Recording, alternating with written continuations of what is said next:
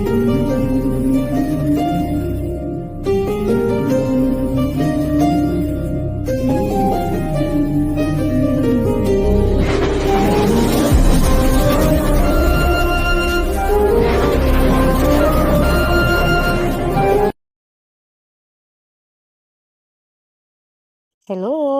Good morning അച്ഛേ. Good morning ചാരൂസേ. അച്ഛൻ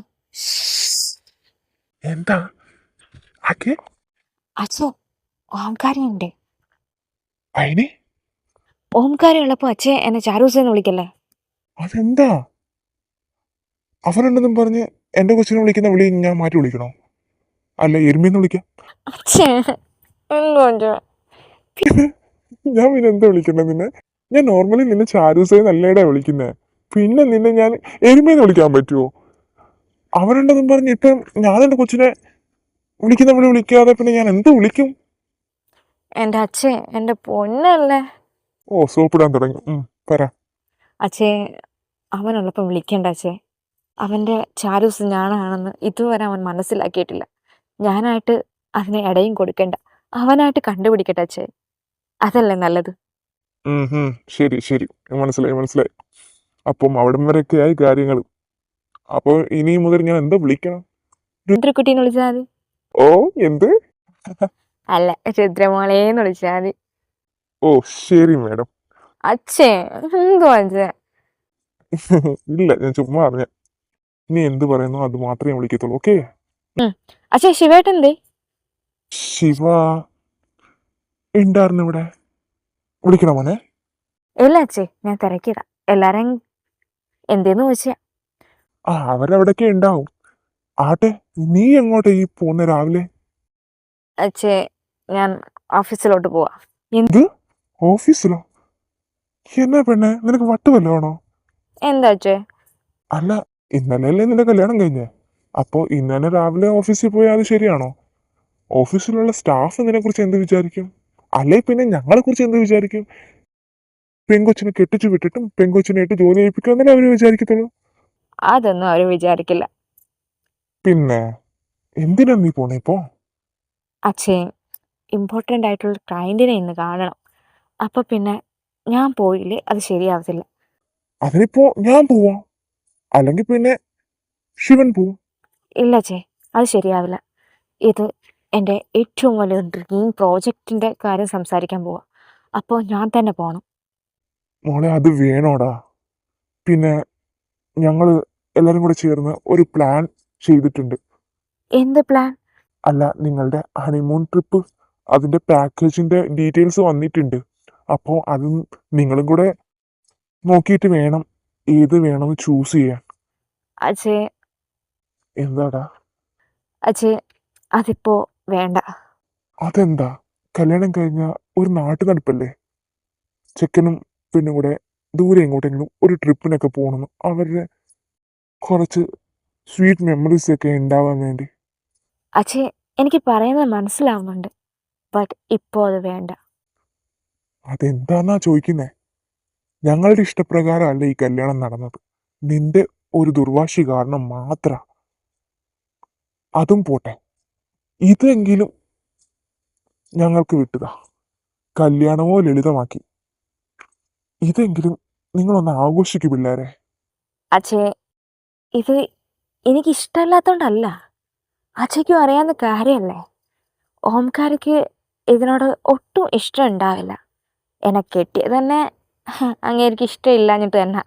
നമ്മൾ അഞ്ജുവിനെ കിഡ്നാപ്പ് ചെയ്ത് വെച്ചേക്കുന്നതുകൊണ്ട് മാത്രമാണ് ഇപ്പോൾ നമ്മൾ പറഞ്ഞേക്കുന്ന ഈ ഒരു മാരേജ് എഗ്രിമെൻറ്റിന് തന്നെ സൈൻ ചെയ്ത് എന്നെ കല്യാണം കഴിച്ചത്.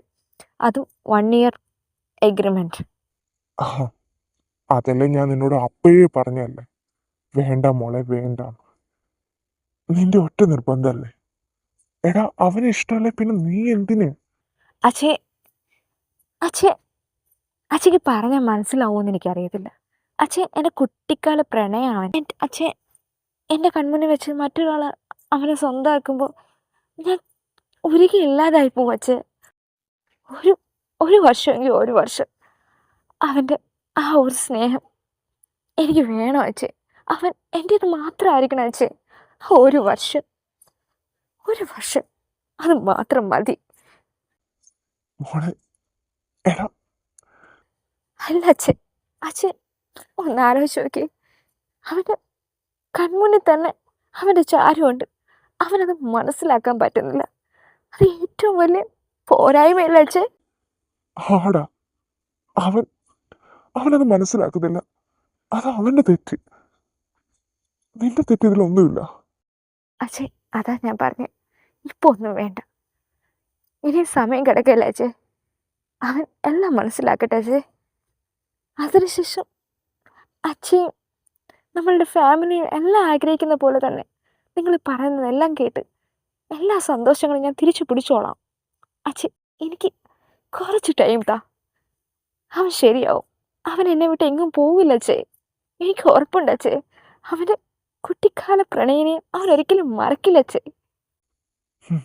ശരി, എന്റെ മോളുടെ ആഗ്രഹം അതാണെങ്കിൽ അച്ഛൻ ഇനി എന്ത് പറഞ്ഞിട്ടും എന്താ കാര്യം? ഒരു കാര്യമില്ല. എങ്കിലും മോളെ ഇന്ന് പോണോ? അച്ഛേ പോണം. ഞാൻ പോയേ പറ്റൂ. അച്ഛയ്ക്കും അറിയാവുന്നല്ലേ എൻ്റെ ഡ്രീം പ്രോജക്റ്റ് എന്താണെന്ന്. കിച്ചൻസ് കോസ്മോക്ക് എൻ്റെ പ്രോജക്റ്റ്, അതെൻ്റെ ഡ്രീം പ്രോജക്റ്റാണ്. അത് സക്സസ് ആയിട്ട് നടത്തണം. വേറൊന്നും എനിക്ക് വേണ്ട. ശരി, മോള് പോയിട്ടോ. നല്ലതേ വരൂ. അച്ഛൻ്റെ ഫുൾ സപ്പോർട്ട് എനിക്ക് വേണം. ഇനി അങ്ങോട്ട് ഞാൻ ചിലപ്പോൾ പതറി എവിടെയെങ്കിലും വീണേക്കാം. ബട്ട് എൻ്റെ അച്ഛൻ എന്നെ താങ്ങി പിടിച്ചേക്കണം. എൻ്റെ അച്ഛനും എൻ്റെ ഈ ഫുൾ ഫാമിലി എൻ്റെ കൂടെ എപ്പോഴും ഉണ്ടാവണം. എൻ്റെ ഒപ്പം എപ്പോഴും ഉണ്ടാവണം അച്ഛൻ. വേണം, നീ എന്നെ ഇങ്ങനെ രാവിലെ തന്നെ കരയിപ്പിക്കാൻ നിൽക്കുകയാണോ? നിന്റെ കൂടെ ഞങ്ങളില്ലേടാ. നീയാണ് ഞങ്ങളുടെ ലോകം. ഈ കുടുംബത്തിന്റെ രാജകുമാരിയാണ് നീ, ഞങ്ങളുടെ പ്രിൻസസ്. ആ പ്രിൻസസിനെ ഞങ്ങൾ കൈവിടൂ? ഞങ്ങൾ എപ്പോഴും ഉണ്ടാവും നിന്റെ കൂടെ. ഞങ്ങൾക്ക് ആകെയുള്ളൊരു മകളാ നീ. ആ നിന്നെ മറ്റുള്ളവർ ഉപദ്രവിക്കുന്നത് കണ്ടു നിൽക്കാൻ പോലും ഞങ്ങൾക്കാവില്ല. ഒരു പോറൽ കൊണ്ടുപോലും നിന്നെ ഞങ്ങൾ വേദനിപ്പിച്ചിട്ടില്ല ഇതുവരെ, ഈ നാളിതുവരെ. അപ്പോൾ മറ്റുള്ളവർ ഒരു തരി മണ്ണ് പോലും നിന്റെ നേരത്ത് നുള്ളിടുന്നത് ഞങ്ങൾക്ക് കണ്ടു നിൽക്കാൻ പറ്റില്ല രുദ്ര. അച്ഛേ എന്നെ ആരും ഉപദ്രവിക്കില്ല. എന്തിനും പോന്നെ എൻ്റെ ഏട്ടന്മാരുള്ളപ്പോൾ എന്നെ ആരും തൊടാനച്ഛേ. എൻ്റെ ദേഹത്ത് ഒരു തരി പോലും മണ്ണ് വീഴില്ല. അതച്ഛയ്ക്ക് ഉറപ്പ് ഞാൻ തരാം. അതും ശരിയാച്ചേ. അവളുടെ ദേഹത്ത് ഒരു തരി മണ്ണ് നുള്ളിയിടാൻ ഞങ്ങൾ അനുവദിക്കില്ല അച്ഛേ. പിന്നെ അച്ഛൻ ഏട്ടന്മാരാന്ന് പറഞ്ഞ് ഞങ്ങൾ നടക്കുന്നേ? ഹാ വന്നല്ലോ വനമാല. നീ എന്താ വിചാരിച്ചേ? അടാ എന്തായി അവിടുത്തെ കാര്യം? അതൊക്കെ ശരിയായി. നീ പോയായിരുന്നോ? അവൾ എന്ത് പറയുന്നു? ഓ, അവളെന്ത് പറയാനാ? അവളുടെ വായിൽ പ്ലാസ്റ്റർ ഒട്ടിച്ചു വെച്ചേക്കല്ലേ, എന്തിനാ പറയാനാ? എടാ നീ പെണ്ണിനെ മാനക്കേടൊന്നും ഉണ്ടാക്കി വെക്കരുത്. ഓടി പെണ്ണു, അതും അവള്. നിനക്ക് എന്നാടി ഇത്രയോ ഫോറിൻ പെൺപിള്ളേർ എന്റെ പിറവിലുണ്ടെന്ന് അറിയോ? ഓ അറിയായേ. എവിടേക്കായി രാവിലെ ഉള്ള ഒരു നടത്തം? നടക്കൊന്നുമല്ലടാ. അവിടെ വരെ നടന്നൊന്നും പോകാൻ പറ്റില്ലടാ. വണ്ടിയിൽ തന്നെ പോകണം. ഓ, ചലിച്ച കോമഡി ഏറ്റില്ല. എനിക്കും തോന്നി ചളിച്ച കോമഡിയാ നിന്റെ മുന്നിലേക്കത്തില്ലെന്ന്. എങ്ങോട്ടാടി പോന്നേ? ശിവേട്ടനും ഉണ്ടായിരുന്നു. ഞാനിതെല്ലാം കേട്ടോണ്ട് അവിടെ നിൽക്കുകയായിരുന്നു. ഒതുങ്ങി. നീ എങ്ങോട്ടാ ഈ യാത്ര തിരിക്കുന്നതെന്ന് അറിയാൻ വേണ്ടിയായിരുന്നു. ഏട്ടന്മാരോട് പറഞ്ഞിട്ട് വേണേ പോവാൻ. അറിയാലോ, അവള് നമ്മളുടെ കസ്റ്റഡിയിലുണ്ട്.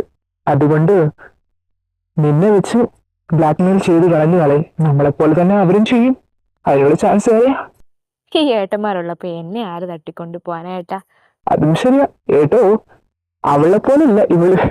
ഇവള് ഒരു ദിവസം പോലും ആരും തട്ടിക്കൊണ്ട് പോവില്ല. Because she is lion lady. ഓ ശരിയേ. എങ്കിൽ ഞാൻ പോയിട്ട് വരാവേ. മോളെ ഫുഡ് കഴിക്കുന്നില്ലേ?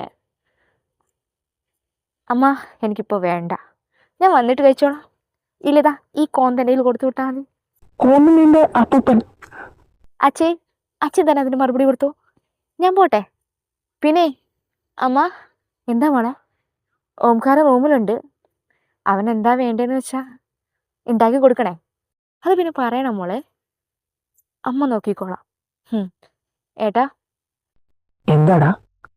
അവൻ്റെ മേലൊരു കണ്ണ് വേണം കേട്ടോ. കാരണം എന്തൊക്കെ എപ്പൊക്കെ നടക്കുന്നു ഒരെത്തും പിടിയിൽ എനിക്ക്. മോളൊന്നും കൊണ്ട് വിഷമിക്കണ്ട. അവൻ ഈ വീട് വിട്ട് എങ്ങോട്ടും പോകാൻ പോകുന്നില്ല. മോൾ സന്തോഷത്തോട് പോയിട്ടോ, സമാധാനത്തോടും പോയിട്ടോ. ഓക്കെ, ഏട്ടന്മാരുണ്ട് ഇവിടെ, കൂടാതെ അച്ഛനുണ്ടല്ലോ ഇവിടെ. അതാ എൻ്റെ ഏക ഒരാശ്വാസം. അച്ഛേ ഏട്ടാ, എന്താടി ഞങ്ങളോട് പറയത്തില്ലേ? എൻ്റെ പൊന്നു വിനയേട്ടാ, ഞങ്ങൾ പോയിട്ട് വരട്ടെ. അല്ല, ഞാൻ പോയിട്ട് വരട്ടെ. ശരി മോളെ. എടാ ഞാൻ ഡ്രോപ്പ് ചെയ്യണോ? വേണ്ട, ഞാൻ കാർ എടുത്തിട്ട് പോയിക്കോളാം. ശരി എങ്കിൽ സൂക്ഷിച്ചൊക്കെ വണ്ടി ഓടിക്കണേ. ഈ ഇടയായിട്ട് നിനക്ക് കുറച്ച് സ്പീഡ് കൂടുതലാ. അത് ഇവിടുത്തെ കാതിലും എത്തിയോ? എനിക്ക് തോന്നിയേട്ടാ അന്നക്കുട്ടി ഇതൊക്കെ പറയും, ഇതിനപ്പുറവും പറയോ അവള്. എടാ സൂക്ഷിച്ചു വേണേ. ഞാൻ സൂക്ഷിച്ചു വണ്ടി ഓട്ടിച്ചോളാവേ. ഏട്ടനറിയാൻ എൻ്റെ വണ്ടി ഓട്ടിപ്പ്. എന്നെ തടുക്കാൻ ആർക്കും പറ്റില്ല മക്കളെ. ആ പാൽക്കാരി പെണ്ണെ, പോയിട്ട് വാ. ശരി ഏട്ടാ. ഉം. അച്ഛാ